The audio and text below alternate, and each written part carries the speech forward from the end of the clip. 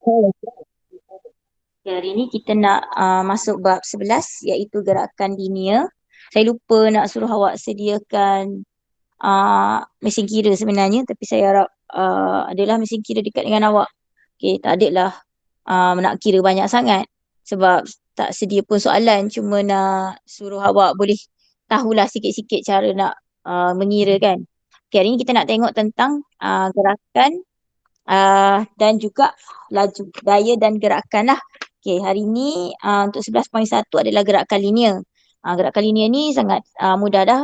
Awak pun dah belajar dekat matematik kan sebenarnya.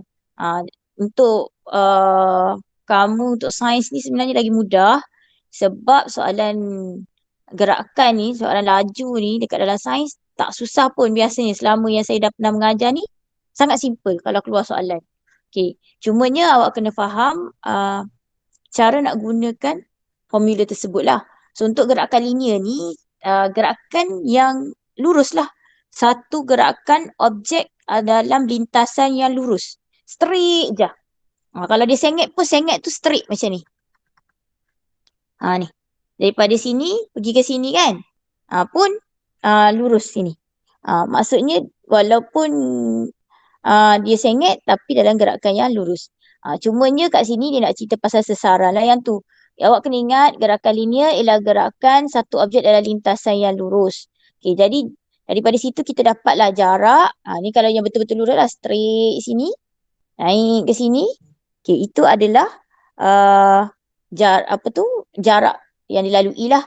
80 campur dengan 80 campur dengan 80. Awak dapat 160 kan? Untuk jarak. Okay, saya tak boleh nak conteng atas ni. Saya nak guna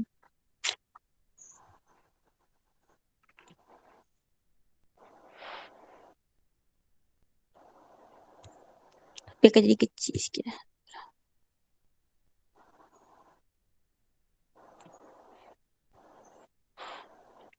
Okay. Saya guna telefon lah senang.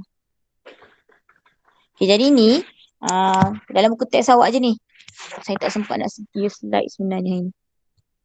Okay, yang ini ni gerakan linear ni awak kena ingat gerakan satu objek dalam lintasan yang lurus. Okay, bila kita kata lintasan yang lurus, maksudnya pergerakan itu memang satu gerakan linear lah, lurus. Okay, dan yang ini kan, ini tak nak merah.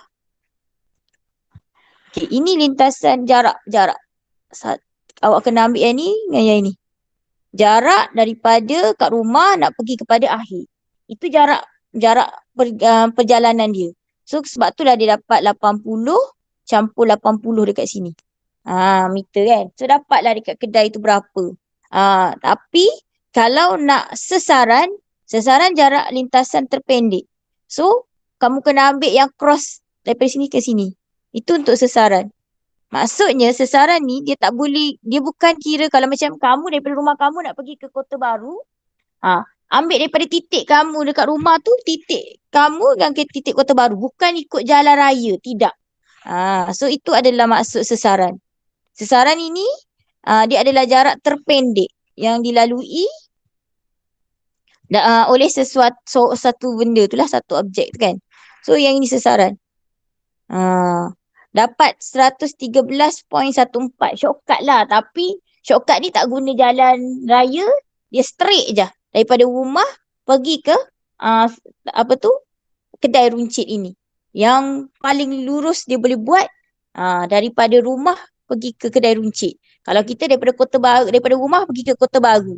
Kalau guna jalan masuk situ masuk sini kan tak ada. Yang ini straight daripada rumah pergi ke Kota Baru. So itu kita panggil sebagai sesaran. Kalau jarak ni jumlah panjang lintasan yang dilalui oleh satu-satu objek itu. Okey, lepas tu unit untuk dua-dua ni adalah meter. Tak kisahlah jarak ataupun sesaran, unitnya adalah meter. M. Kita akan wakilkan dengan M. Meter lah. Okay. Contoh kat sini, kalaulah kamu dapat soalan siapa, awak ambil geografi tak? Kelas 5D ambil geografi ke? 5D. Pak D ambil geografi ya? Tak. Tak. Kalau geografi kan dia akan senang lah buat benda ni sebenarnya. Kalau dia nak tanya macam ni kan, ukur jarak dari kampung Nerek ke kampung Ceno. Kampung Nerek ni kampung Nerek. Kampung Ceno. Kalau guna jarak ambil pembaris ke ataupun pembaris lah kat sini. Ukur je daripada sini sampai ke sini. Dapatlah jarak. Sesaran kat sini kebetulan sama. Okay. Tapi kalau ditanya kampung awah ke masjid. Mana kampung awah? Ni masjid duduk kat sini. Okay. Kampung awah ke masjid pun sama lah. Nanti saya nak bagi contoh. Kampung awah ke kampung Nerek. Kampung awah ke kampung Nerek. Okey, yang ini ni kan. Kalau kampung awah ke kampung Nerek ni, kalau jarak awak kena ambil daripada sini berapa kilometer, campur dengan daripada sini pergi kat sini. Berapa kilometer? Ni berapa? Ambil pembaris. Mana pembaris saya? Awak pun boleh ukur ni senang kan?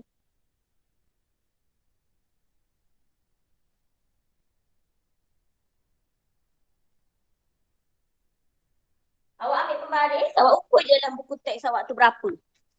Kalau ambil pembaris ukur dalam buku teks, awak akan dapati daripada kampung awah pergi ke simpang tu 2.8.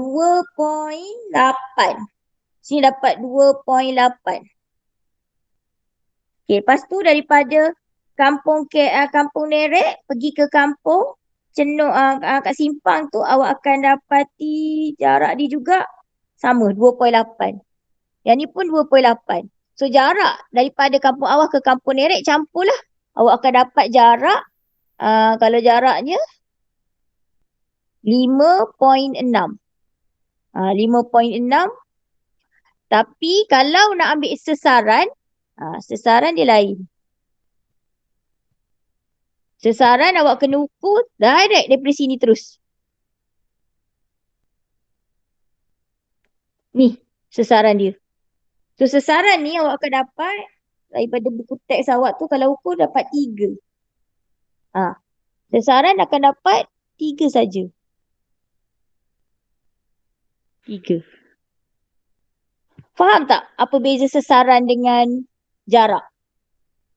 Alia, Amir, Izzati.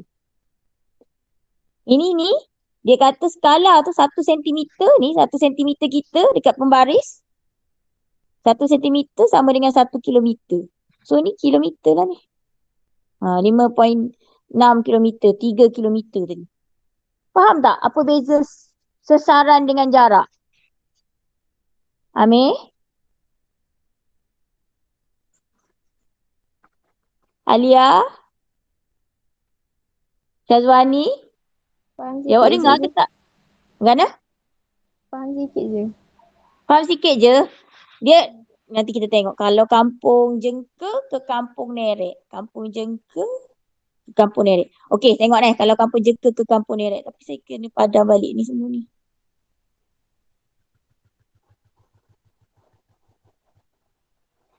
Tak boleh lah. Kena guna warna lain je lah. Okay, untuk kampung Jengke ke kampung Nerek pula, soalan D tu, 3D tu. Okay, ni kampung Jengke kat sini. Ni kampung Jengke. Sini kampung Nerek kan? Ni kampung Jengke. Okay, untuk kampung Jengke ke kampung Nerek ni,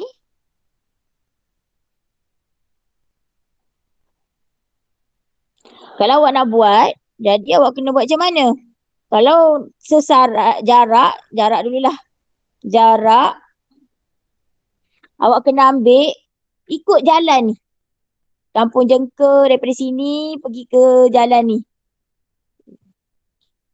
Saya buat atas jalan terus lah. Daripada sini awak kena kira berapa.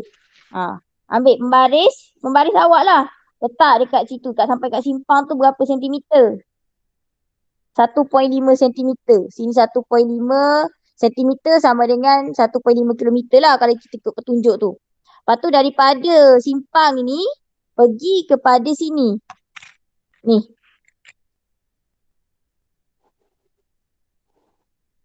kod jalan ni lah. Berapa? Ambil pembaris, ukur lah. Ada berapa sentimeter? 3 sentimeter. Sini 3 sentimeter maksudnya dia jadi 3 kilometer. Okey, lepas tu daripada simpang ini pergi kepada Kampung Nerek ni. Berapa kilometer pula? Ni, ambil ukur. Yang ini awak akan dapat 3 kilometer juga. So, kini 3 kilometer juga. So, jadi total untuk jarak, total untuk jaraknya ni, jengka ke Kampung Nerek ni, jarak kita akan dapat 1.5 campur 3 campur 3. Jadi dah dapat 7. Kita akan dapat sini 3, 3, 6, 7.5 kilometer. 7.5 kilometer. Sebab sinilah 1 sentimeter bersamaan 1 kilometer ikut skala yang ni. Tapi kalaulah nak kira sesaran kan jarak terpendek kan? Ambil je pembaris.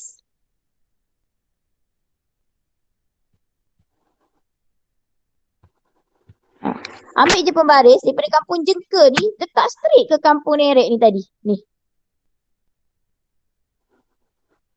Ni sesaran. Jadi awak ambil je lah. Daripada titik Kampung Nerek tu ke Kampung Jengka. Awak akan dapat, saya guna buku tek ni. Ambil pembaris je. Awak akan dapat 5.5. Ni. 5.5 sentimeter. Tapi sebab 1 sentimeter bersamaan 1 kilometer, jadi kita dapat 5.5 kilometer untuk sesaran.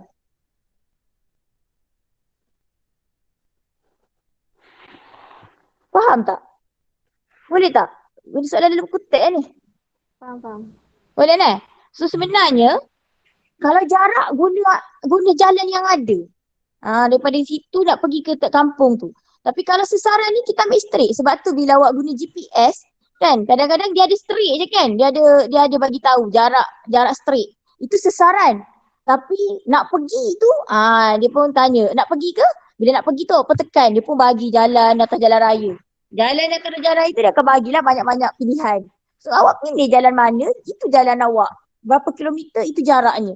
Tapi sesaran direct daripada tempat awak bermula sampai ke tempat awak berakhir tu, kalau ada gunung ke, ganang ke, ada sungai ke, straight je. Dia tak kira dah.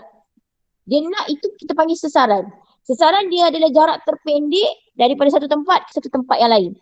Kalau jarak ni kita guna jalan raya lah biasa ni. Jalan yang boleh sampai kat tempat kita nak pergi tu. Sama juga macam kalau awak daripada rumah awak pergi ke Kota Baru, awak balik semula kan. Okey, katakanlah rumah awak pergi ke Kota Baru, awak punya perjalanan tu ambil 30 kilometer katakanlah. 35. Balik semula 30 lagi. Maksudnya perjalanan awak hari tu jarak yang awak lalui adalah 60 kilometer. Tapi kalau dia tanya sesaran kosong tau. Sebab awak daripada titik A awak tu rumah awak pergi balik ke Kota Baru, tapi awak balik semula ke titik awak yang terakhir. So sesaran awak jadi kosong. Tapi jarak awak, sebab ingat sesaran tu apa? Jarak terpendek daripada satu tempat ke tempat. Masalahnya awak pergi Kota Baru tapi awak balik semula ke tempat awak. Kalau dia tanya sesaran memang kosong sesaran tu. Faham tak? Kalau berhenti duduk kat Kota Baru, dia tanya sesaran daripada rumah ke Kota Baru, okey, cross, straight daripada rumah ke Kota Baru. Samalah macam ni. Tapi kalau macam dia kata, dia pergi Kampung Nerek, lepas tu dia balik semula ke Kampung Jengka, sesaran dah jadi kosong. Sebab sesaran ialah jarak terpendek. Ingat balik tadi sesaran tu apa? Jarak lintasan terpendek yang menyambungkan dua lokasi dalam satu arah tertentu. Dia ada arah.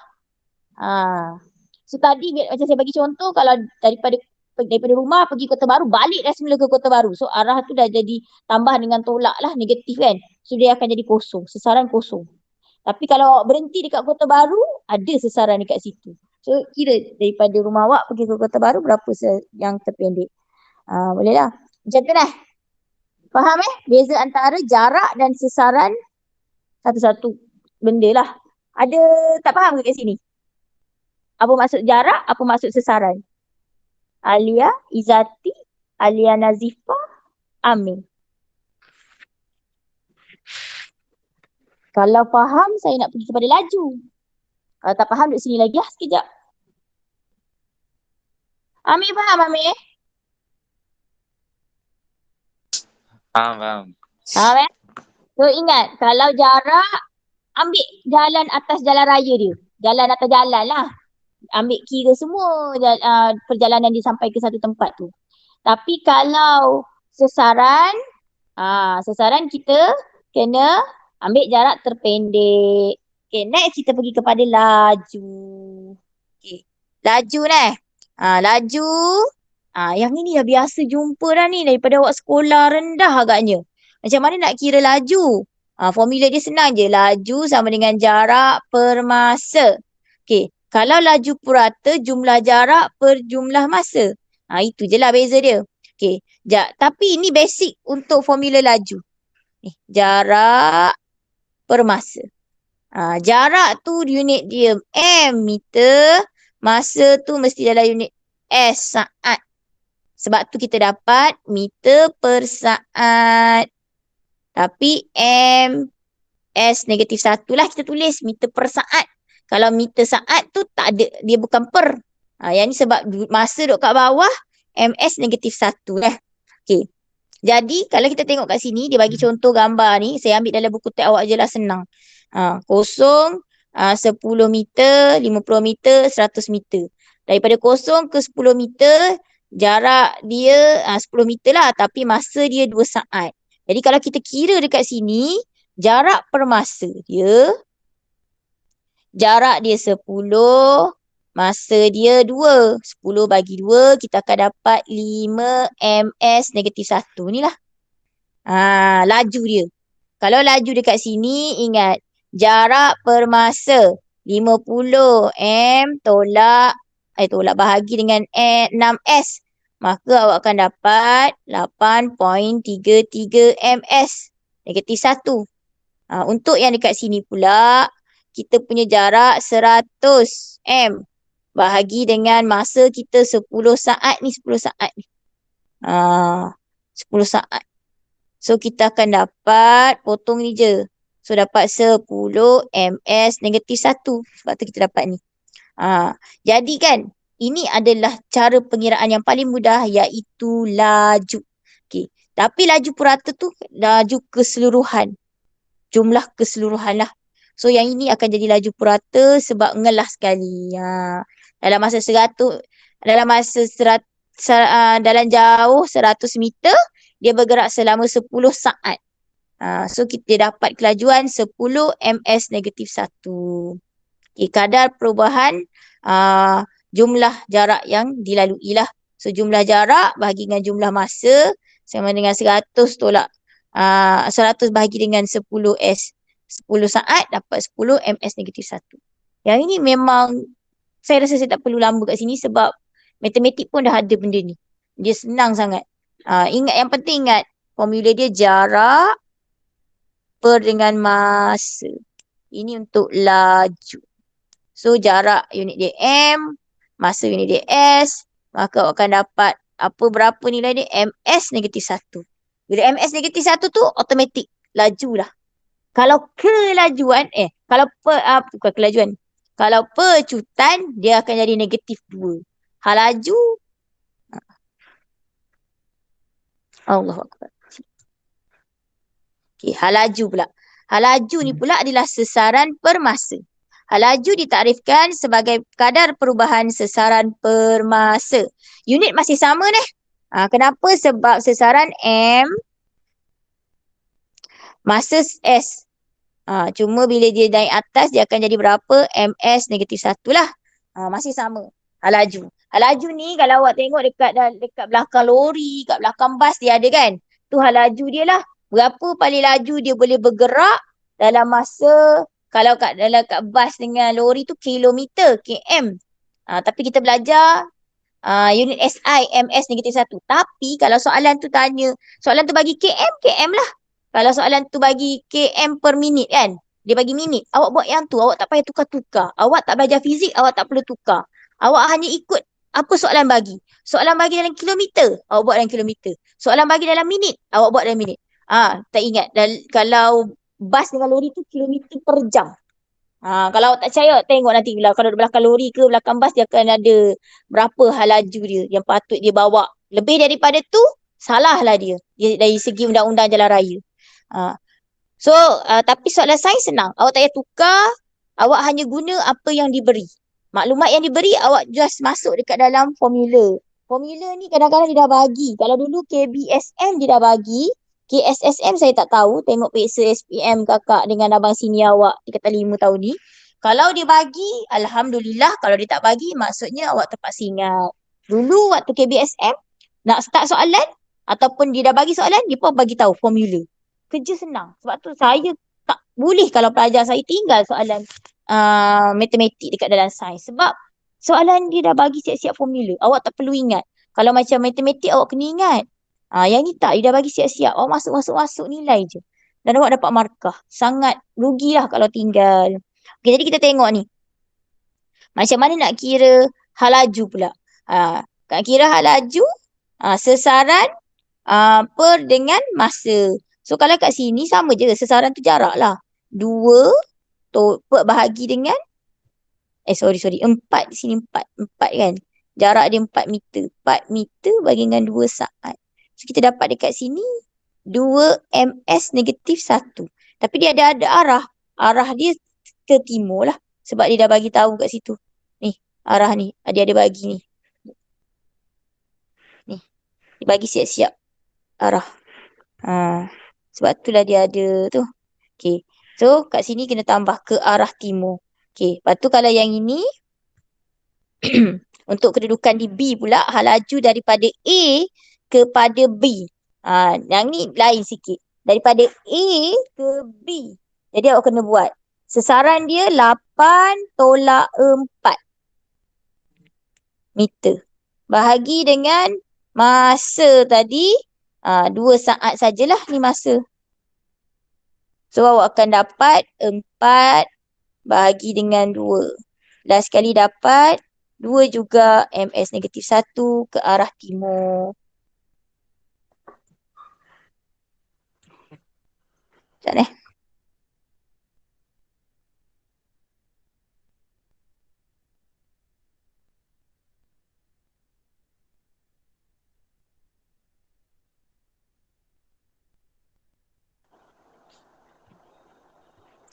Okey. So kat sini kita sambung lagi. Untuk hal laju kereta dari titik O ni kosong ni kepada C.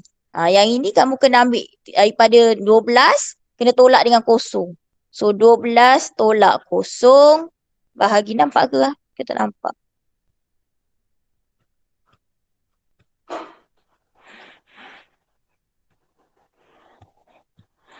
(12) tolak kosong. Macam ni lah. 12 tolak yang ni kosong. Okay. Bahagi dengan masa dia 2, 4, 6. Semua perjalanan dia.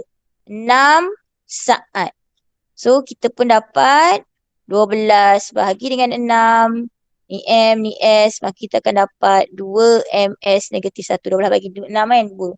So, kita dapat ini. Semua ke arah timur. Sebab semua arah yang sama iaitu ke sini. Sebab tu ke arah timur lah. Atas dikata utara, kanan timur, kiri barat, bawah selatan. So semua arah yang sama kalau ikut dalam buku teks awak ni. Jadi tanda positif dengan negatif itu pada nilai hal laju mewakili arah gerakan objek lah. Merujuk rajah 11.5 apabila kereta bergerak ke arah timur, hal laju ditulis dengan tanda positif. Hal laju objek itu pada arah yang berlawanan ditulis dengan negatif lah. Kalau ada dia undur, awak kena tolak lah yang tu. Okey, itu je lah sebenarnya untuk hal laju. Dia hal laju ni kalau dia berada pada arah yang sama, senang saja. Okey. So, ada nak tanya tak pasal jarak pula, laju dan hal laju?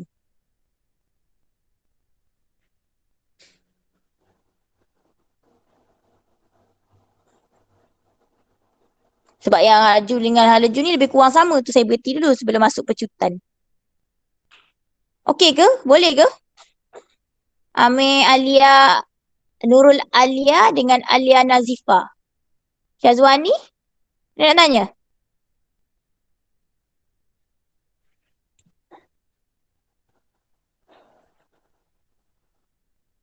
Okey ke? Syazwani faham ke? Faham, cikgu. Boleh Alia Nazifa? Alia sebab Alia lain tak apa cantik Tubik masuk, tubik masuk. Boleh cikgu. Boleh Okey, kalau macam tu kita nak pergi kepada pecutan. Okey, ni pecutan Pecutan ni adalah kadar perubahan halaju. Bila dia kadar perubahan halaju, maksudnya dia bahagi dua. Masa tu dah jadi dua kali dah. Kita ambil halaju pertama, tolak halaju akhir, tolak halaju awal, bahagi dengan masa. Halaju tu dah ada dah masa. Kan? Ingat balik. Halaju tu, bila kita kira halaju, dia dah ada dah. Ni. Jadi, bila kita nak kira pecutan ni, dia dah ada dah ni. Halaju awal, akhir, tolak halaju awal.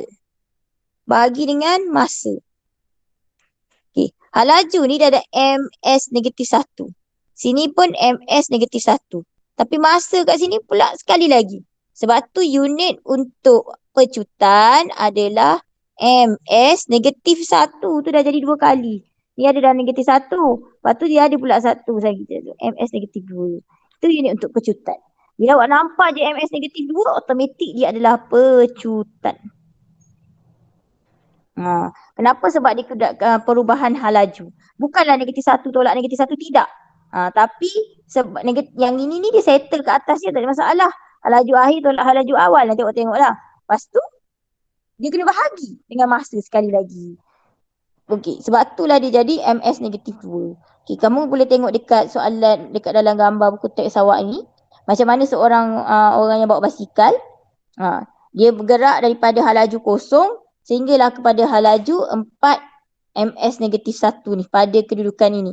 Okey, dan dia ambil masa 5 saat. Okey, pada masa di akhir sampai dia duduk kat sini ni, pada tempat sini, pecutan dia adalah awak kena ambil ni halaju 4 MS negatif 1. Ini adalah halaju akhir. Ini halaju awal dia. Bukan ni. Ini tengah-tengah. Tapi masa yang diambil semualah daripada halaju akhir sampai ke halaju awal. Ini masa keseluruhan. Sebab itulah kita dapat 4 MS negatif 1 yang ini tolak dengan yang awal ni. Kosong MS negatif 1 bahagi dengan masa. Ini masa. Masa dia 5 saat. So kita akan dapat 4 bahagi 5. 4 MS negatif 1 bahagi dengan 5 saat.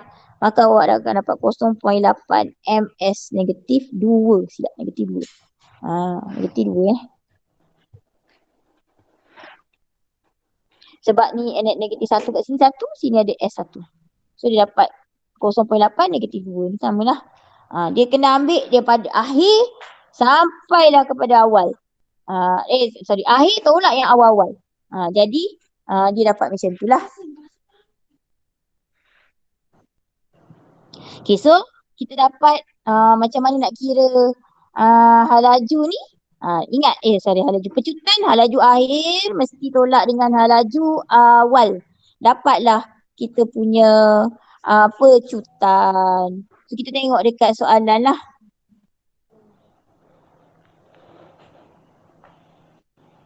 Okay. Dan ingat sekali lagi saya cakap, kalau dalam sains, matematik dia beza. Sebab biasanya dalam soalan sains dia dah bagi dah dia punya siap-siap formula. Awak hanya perlu masukkan. Tapi kat dalam buku teks awak ni dia tak bagilah, awak kena ingat. Kalau dia tanya laju purata, ingat formula laju adalah jarak per masa. So masuk je lah. Jarak dia berapa? Dia dah bagi. Cara larian 100 meter. 100 meter bahagi dengan masa 12.58. 12.58. Tekan kalkulator, awak akan dapat jawapan ni. Ini saat. So awak akan dapat jawapan dia.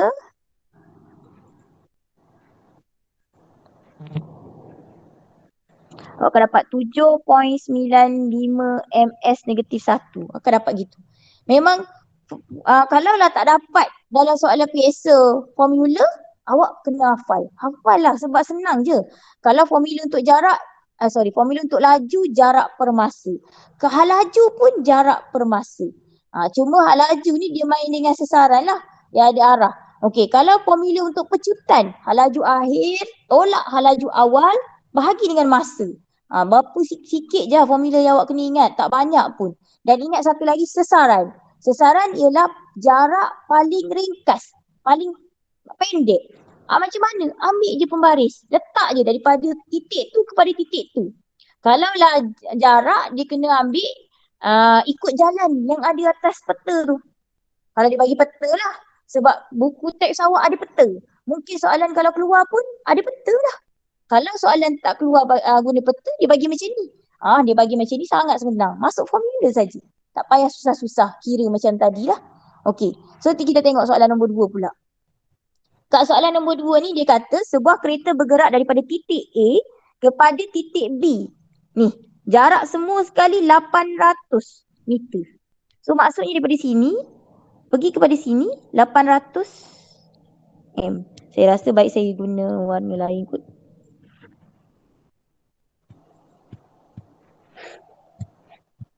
Okey. Dari sini nak pergi kepada B 800 meter. Okey. Dalam masa 65 saat. Dia gerak dalam masa 65 saat. Okey. Kemudian kereta itu berpatah balik daripada titik B kepada titik C. Pada jarak 350 meter saja. Yang ini dia gerak pusing balik. Undur balik ni maksudnya daripada C kepada B ni jarak dia 350 meter. Dan dia ambil masa 30 saat. Okay. Berapa laju kereta itu pada titik B? Berapa laju kereta itu pada titik B? Jadi kat sini kalau laju, ambil formula ni kan. Jarak per masa. Ambil je lah.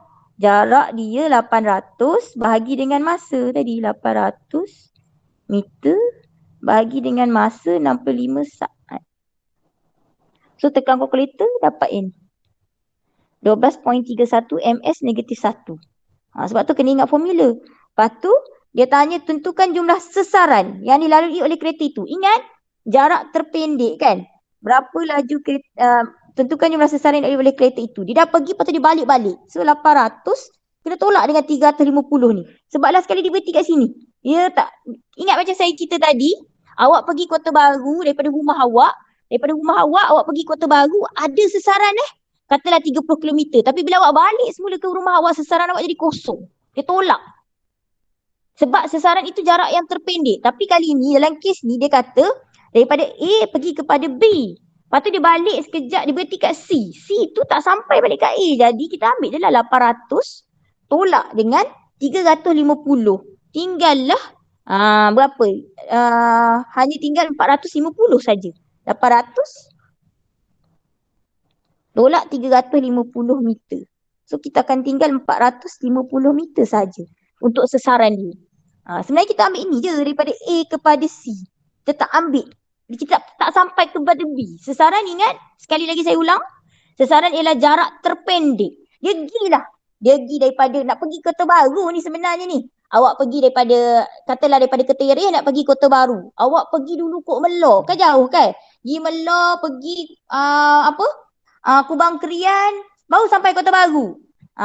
Tapi kalau sesaran ambil straight daripada Ketereh naik Kota Baru 30 km. Tapi kalau jarak awak kena pergi Melor tu dah berapa kilometer. Pergi pula sampai dekat Kubang Krian berapa kilometer. Lepas tu daripada Kubang Krian nak pergi kepada Kota Baru Cabin Mall tu berapa kilometer pula. Itu sesaran. Itu jarak yang dilalui. Tapi kalau sesaran ambil direct daripada rumah awak Tereh tu pergi kat Kota Baru straight dah. 30 km. Kalau tadi jarak dia dah pergi sampai 40 km. Jarak yang dilalui oleh Amir satu hari. Sebab dia pergi Kota Baru, dia pergi singgah Melor dulu, lepas tu dia pergi Kubang Krian, lepas tu baru dia pergi Kota Baru. Tapi kalau Amir balik, rumah Amir balik dekat Tereh berapa? Sesaran Amir 0. Faham tak Amir? Ada ke tak Amir ni? Tadi ada ni. Senyap dah Amir. Amir? Dah. Ada. Faham ni Amir? Apa maksud sesaran? Sesaran tu jarak terpendek. Awak pergilah kat mana-mana pun. Dia ambil pembaris. Straight je. Daripada situ. Daripada tempat titik awal sampai kepada titik akhir awak berada. Tapi kalau jarak ni daripada titik pertama awak pergi kata tadi awak pergi Melor, awak pergi Kubang Krian, awak pergi Kota Baru. Kira semua. Tapi sesaran tak. Okey. Boleh? Faham? Faham Zain dah belajar kali kedua. Zain join ni. Tadi Zain join tak kelas 3-5 tadi? Zain? Join sebentar. Awak guna nama apa? Awak tak guna nama Nur Zain tadi kan? Kita guna Ayolba. Tak bagi tahu nanti saya ingat awak tak hadir kan. Tak apalah. Tapi saya rasa memang awak dah sebab nama nak lebih kurang dengan nama awak. Okey, tak apa, beres yang tu. So, sekarang kita tengok berapa halaju pula kereta itu. Halaju dia kena ambil sesaran. So, sesaran dia tinggal 450 tadi kan? 450 bahagi dengan masa kena ambil semua. 65 saat campur dengan 30 saat tadi. Sebab itu masa yang diambil daripada dia pergi kepada A, dia pergi kepada B, dan dia balik kepada C. Berhenti sekejap, dia habis di C. Semua masa kena ambil. Sebab itu masa yang diambil sepanjang perjalanan dia. Jadi kena ambil lah. Sesaran ambil 450 je. Masa kena ambil semua. 65 campur dengan 30 tadi saat. Lepas tu awak kira lah. Awak akan dapat 4.74. Ni sebab yang ni dapat 95 kan. Jadi kat sini 450 bagi dengan 95 nanti. So awak akan dapat yang dapatlah 4.74 ni. Ingat itu halaju. Halaju dia kena ambil sesaran berapa banyak apa jauh yang dia lalui bahagi dengan masa perjalanan yang dia ambil. Okey, itu yang tentang halaju. Kita tengok nombor 3. Berapakah pecutan Usain Bolt jika berlari dari keadaan pegun? Okey, pegun kena ingat. Pegun ni apa? Kosong. Maksudnya dia tak gerak. Pegun tu dia tidak bergerak. Kosong lah. Halaju kosong. Dan mencecah halaju 10.44 ms-1 di garisan penamat 100 meter. Okey, maksudnya katalah Usain Bolt tu daripada sini dia sampai sini. Okey, jarak dia 100 meter. Ni, jarak yang diambil, dia gerak daripada sini ke sini 100 meter. Kelajuan dia, laju dia, halaju dia 10.44. Ni halaju apa ni? Ini halaju akhir. Ini halaju akhir dia. Halaju akhir. Halaju awal dia adalah kosong. Ini halaju awal. Halaju awal dia kosong. Dia kata pegun. Kosong lah. Okey. So, macam mana nak kira pecutan? Pecutan, ingat balik rumus pecutan. Halaju awal sama akhir tolak halaju awal bahagi dengan masa. So, kita dapat halaju akhir dia 10.44 tolak kosong bahagi dengan masa dia dah bagi.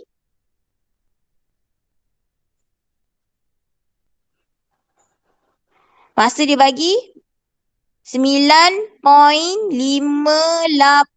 saat. Tekan kalkulator, maka awak akan dapat 1.09 ms-1. Gitu je lah. Kena ingat. Pegun tu maksud dia apa? Pegun tu maksud dia kosong. Dia tak gerak. Katakanlah basikal itu bergerak daripada halaju pegun kepada halaju 5 ms-1. Kira pecutan basikal tersebut. Walaupun dia kata 100 km ke apa semua tak payah. Sebab rumus untuk pecutan ialah halaju akhir tolak halaju awal bahagi dengan masa. Masa tu dia ambil. Dia bagi, macam ni lah dia bagi tahu 100 meter. Awak nak letak kat mana tak payah letak. Sebab dia nak tahu pecutan. Pecutan tak ambil kira dah jarak. Dia dah bagi dah. Dia dah masukkan dah sebenarnya. Dalam halaju. Dia dah bagi siap-siap halaju. Sebab tu sebenarnya pengiraan sains untuk macam ni sangat mudah. Ingat rumus, masukkan sahaja. Awak akan dapat. Yang penting awak tahu rumus. awak tahu nak masukkan rumus tu, nilai-nilai yang dibagi dalam rumus, awak ada kalkulator untuk tekan, maka awak akan dapat jawapan ni dengan mudah. Okey, contoh 4. Syafiq berlari dari titik mula R ke S yang terletak pada jarak 100 meter utara. Maksudnya dia daripada R kepada S naik ke atas lah ni. Macam arah anak panah ni. Ni. Saya nak guna warna lain lah. Okey, ni lah. Jarak dia daripada R kepada S ke utara, naik ke atas lah. Utara tu maksudnya 100 meter. Okey. Lepas tu, dia berlari pula ke arah T. 150 meter pada arah timur. Pergi ke kanan lah maksudnya. 150 meter ke arah timur ni. Dapatlah T. Tadi R pergi ke S naik atas ke utara. Okey. Dia berlari pula pada, dah kan? Dia meneruskan lariannya ke arah U. 100 meter pada arah selatan. Tadi saya dah bagi tahu ni, yang ni awak kena ingat. Utara, sini timur, sini barat, sini selatan. So, bila main dengan sesaran ni, dia penting lah arah-arah ni. Okay, so dia maksudnya dia turun ke bawah sejauh 100 meter. Pergi dah sampai kat U. Okay, jumlah masa yang diambil olehnya ialah 60 saat. Semua masa dia ambil 60 saat. Semua perjalanan dia ni daripada R sampai ke U adalah 60 saat. Hitungkan jarak. Jarak awak kena tambah semua. 100 meter campur 150 meter campur 100 meter. Maka dapatlah 100 tambah 150, 250. 250 tambah 100, 350. Kan? Dapat 350. Itu untuk jarak mudah sangat. Ingat? Jarak tu kira je. Campur. Okey. Lepas tu laju purata. Laju purata macam mana? Bila dia kata laju, kena kira kan? Ingat, rumus laju sama dengan jarak per dengan masa. Jarak berapa? 350 meter bahagi dengan masa kita. Dia dah bagi tadi berapa? 60 saat. 60 saat. So tekan kalkulator. Samalah nanti keluar dapat ni. 5.83 ms-1. Nah, jadi kat sini nampak tak? Awak memang kena ingat formula. Lepas tu, baca satu, masuk satu. Baca maklumat, dia bagi satu, masuk satu. Dapat maklumat lagi, masuk satu. Itu cara. Sebenarnya matematik pun sama. Kalau awak baca straight, awak tak akan nampak. Awak baca satu, awak faham ayat tu sampai situ, awak masuk dalam awak punya tu. Awak akan dapat. Okey. Lepas tu kita tengok sesaran. Kalau sesaran, ambil pembaris. Sebenarnya kan, ukur daripada R pergi kepada S itu sajalah. So, apa benda? Bila kita dah ada arah ni, kita tahulah sesaran dia sebenarnya 150 meter saja. Ni ambil yang ni. Ambil ni, sini. Kira berapa? Sama je lah dengan 150 meter. Sebab dia dah undur 100 meter tadi. So sini 150 meter. So itu je lah jawapan untuk sesaran. Sebab cuma kena bagi tahu. R nak pergi kepada U tadi, arah dia adalah timur. Ke arah timur, kena tambah layan tu. Okey, dan hal laju, sesaran per masa. Sesaran dia ambil yang tadi, sesaran 150, yang ni tadi. Bahagi dengan masa perjalanan semua, 60 tadi dia bagi tahu. Mana tadi? Ni 60 saat. So dapatlah ni. Untuk hal laju. Dapat. Inilah dia guna yang ni. Dapat keluar 150 bahagi dengan 60 dapat 2.5 ms-1. So tapi kena bagi tahu ke arah timur. Jadi kan awak kena faham apa maksud ke arah utara, ke arah selatan, ke arah timur, ke arah barat tak ada lah kat sini kan. So itulah kena main peran, kena ambil benda tu, kena tahu. Sebab tu kena ingat ni takkan yang ni boleh ingat kan ni. Arah ni. Atas utara, sini barat, sini timur, sini selatan. Supaya awak boleh rangka perjalanan tu kalau dia bagi. Awak tak tersalah. Ingat ke? Yang tingkatan 4 ni ingat? Zaim ambil geografi Zaim? Ke tak ambil? Ambil. Ambil. Tak lah, ambil lagi senang lah. Awak Pak D tak ambil deh. Tapi kalau tak ambil, basic ni kena ingat. Boleh ingat tak ni? Kau takkanlah tak ingat kot daripada sekolah rendah kan? Belajar sebenarnya ni. Alia? Soal Alia hati belajar Nazifah. ni. Alia Nazifah dengan Nurul Alia. Daripada sekolah rendah kan? Kita belajar kan? Kita belajar arah ni. Utara ke atas. Timur kanan. Barat kiri. Bawah selatan. So yang tu sepatutnya senang. Bila dapat soalan, awak tahu benda tu. Sebab sesaran ni dia memang memainkan arah. Mesti melibatkan arah. Jadi kena faham benda tu.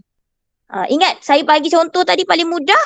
Daripada rumah awak, pergi kepada Kota Baru tu, balik semula ke rumah, sesaran jadi kosong.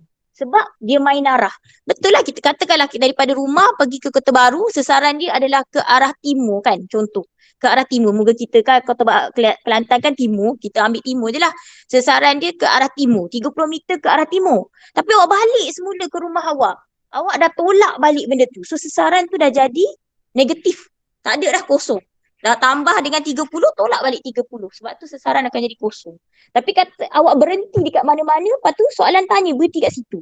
Maka akan ada lagi lah dekat situ. Katalah berhenti dekat Mulong. Kan? 15 km kan? So ada lagi 15 km. Sesaran terakhir awak 15 km. Sebab sesaran ni jarak paling pendek yang mampu dicapai lah. Kalau macam pergi ke Kota Baru, lalu Melor, lalu Kubang Kerian, benda tu dah jadi jauh jarak ni. Tapi sesaran masih sama, iaitu 30 km. Kalau dia bagi tahu awal-awal adalah 30 km, kalau tidak awak ambil pembaris ukur je lah. Sebab tu pembaris, mesin kira, kalkulator perlu ada bila jawab soalan sains. Boleh Okay, saya rasa saya nak berhenti kat situ lah. Sebab kalau saya masuk, yang ni lagi pening ni. Yang ni satu hari nak belajar pasal yang ni je. Zaim, 3 tempat itu saya sempat buat tak eksperimen ni? Tak jadi ya agak seret. Tak, jangka masa detik. Sempat tak buat? Sempat ke? Serot. Buat tak? Yang troli lepas jatuh tu. Ada pita detik. Dia tak? Jaga buatnya guli. Jaga buatnya guli dia lah itu. Buat dengan siapa? Buatnya guli. Buat dengan guli. Tak ingat dah saya. Tak ingat. Tapi yang ni lah, tak buat dah ni eksperimen ni. Tak sempat buat Ni. Tak ada dengan awak. Tak sempat buat kali. Moga awak pun belajar masa COVID. Seronok ni. Main benda ni. Sempat buat tu. Tak apalah. Okeylah, saya nak habiskan kelas ni. Sebab sekejap lagi ada kelas bio pula. Memang hari ni pack sikit. Tak tahulah 4D. Saya buat tengah hari pun sama je sebenarnya. Cuma ada budak lelaki lah. Kalau ada tengah hari kan. Kalau tidak perempuan je. Amir, lepas ni masuk lagi lah Amir.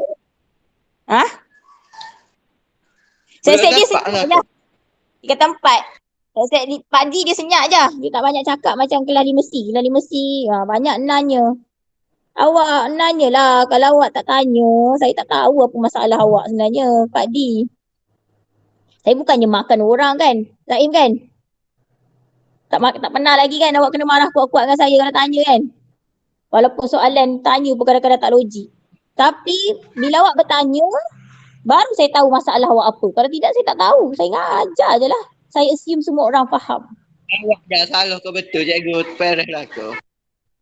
Saya tak apa. Tapi saya ni dia tak pernah jumpa, saya tak sempat ngajar lama. Jadi dia tak berani nak nanya.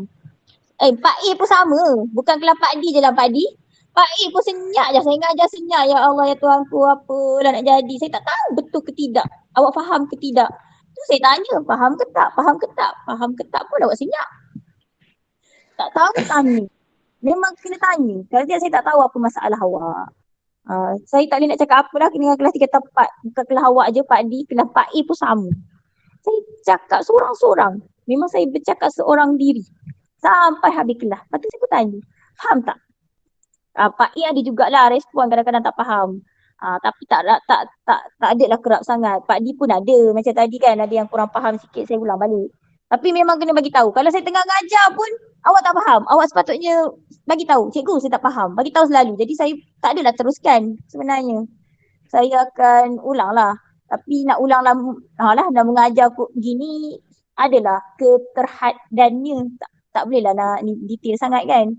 Setakat ni je lah boleh buat. Tapi tak tahulah dengan musim ini, dengan kes yang beribu-riban ni, saya tak tahulah. Tingkatan 5 pun saya tak tahu bila akan masuk kelas. Bila akan bersekolah. Sebab diorang pun tak layak untuk diresinkan lagi. Wallahualam, saya tak boleh nak jawab benda tu. Tak tahulah. Ingatkan lepas saya haji naik sekolah, tak naik juga ah. Sampai 31 Ogos ni kita tengoklah macam mana. Okey lah. Kita habis kelas kita hari ni dengan ini dan kita akhiri dengan surah Wa'as dan tasbih kifarah. Kalau tak ada apa-apa boleh left lah. Okey. Jumpa pula esok. Pak Di tak ada. Pak Di tak ada esok, lusa. Okey, Assalamualaikum. Dia mesti ada esok. Masuklah Zaim. Okey. Tak ada apa-apa boleh left lah. Assalamualaikum. Terima kasih, cikgu. Sama. Terima kasih, cikgu. Jangan apa-apa tahu tanya. Sebab tu buat GM sebenarnya sebab nak suruh awak tanya kalau awak tak faham. Okey, Assalamualaikum. Terima kasih cikgu. Sama.